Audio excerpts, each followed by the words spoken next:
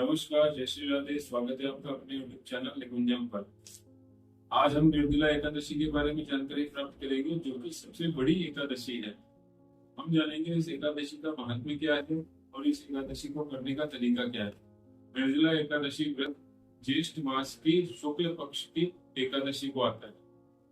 ये 24 एकादशियों में से सबसे बड़ी एकादशी मानी जाती है। भगवान कहते हैं कि इस एकादशी को निराहार रह करके और उनकी शरण में चले जाएं तो निश्चित रूप से उद्धार हो जाएगा और समस्त पापों से मुक्ति मिल जाएगी।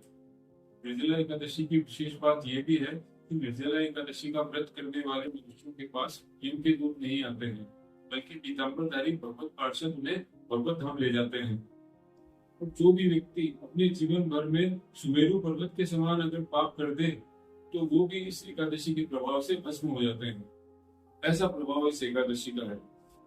और जो भी व्यक्ति इस एकादशी का निर्जल रह करके व्रत करता है तो उसे इस दिन के हर एक प्रहर में कोटि कोटि स्वर्ण मुद्राएं दान करने का फल मिल जाता है। और इस दिन किया गया स्नान, ध्यान, जप, तप और दान अक्षय रहता है। उसका किसी भी काल में क्षय नहीं होता है। और जो इस एकादशी का व्रत करते हैं वो ब्रह्म हत्या, चोरी, गुरुद्रोह, मद्यपान जैसे जघन्य अपराधों से भी मुक्ति पा जाते हैं।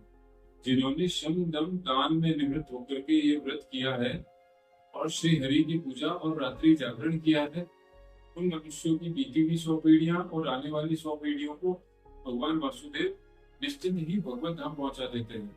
और इस एकादशी से पांडवों की भी एक कथा जुड़ी है। भीमसेन जी जो है वो व्यास जी से पूछते हैं कि हे प्रभु, कुंती मैया, द्रौपदी और मेरे चारों भाई यह एकादशी का व्रत करते हैं, लेकिन मैं एकादशी का व्रत नहीं कर पाता क्योंकि मैं भूखा नहीं रह सकता। मेरे शरीर को सुचारू रखने के लिए मुझे अत्यधिक भोजन करना ही पड़ता है। तो आप कोई ऐसा उपाय बताइए कि जिससे मुझे एकादशी नहीं करने का दोष न मिले। तो व्यास जी कहते हैं कि आप निर्जला एकादशी का एक व्रत कर ले तो समस्त एकादशियों का व्रत करने का फल मिल जाएगा। और भीमसेन जी को एकादशी करने का तरीका भी बताते हैं। वो तरीका मैं आप सबको बताता हूँ। प्रातःकाल ब्रह्म मुहूर्त में उठ के अपने दांत मांज के स्नान इत्यादि अपने समस्त नित्य कर्मों से निवृत्त होकर के यह नियम लेना चाहिए कि मैं भगवान केशव की प्रसन्नता के लिए यह एकादशी को निराहार रहकर आचमन के सिवा दूसरे जल का त्याग करूंगा। ऐसा कहकर द्वादशी को भगवान का पूजन करना चाहिए। गंध, धूप, पुष्प और सुंदर वस्त्रों से विधि पूर्वक पूजन करके जल का घड़ा संकल्प करके एक मंत्र का उच्चारण करना चाहिए। वो मंत्र आप डिस्क्रिप्शन में देख सकते हैं। वरना आप ऐसा भी कह सकते हैं, संसार को तारने वाले देव देव ऋषिकेश, इस जल के घड़े का दान करने से आप मुझे परम गति प्राप्त कराइए। तो ये सामान्य विधि है निर्जला एकादशी करने की।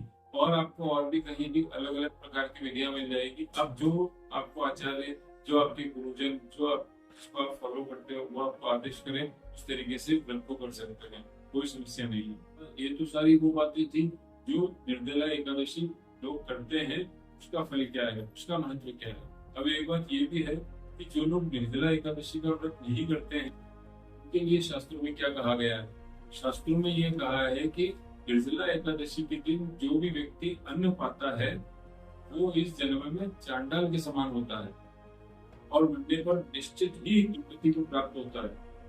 और बहुत अच्छी एक बात और कही गई है कि जो भी निर्जला एकादशी के महत्व को श्रवण करता है या श्रवण कराता है, निश्चित रूप से उसे स्वर्ग की प्राप्ति तो हो ही जाती। तो आज निर्जला एकादशी का शुभ अवसर है। आप सभी को निर्जला एकादशी की बहुत बहुत बधाई। और आपको वीडियो कैसा लगा, आपके कोई प्रश्न हो तो मुझे कमेंट में पूछ सकते हैं।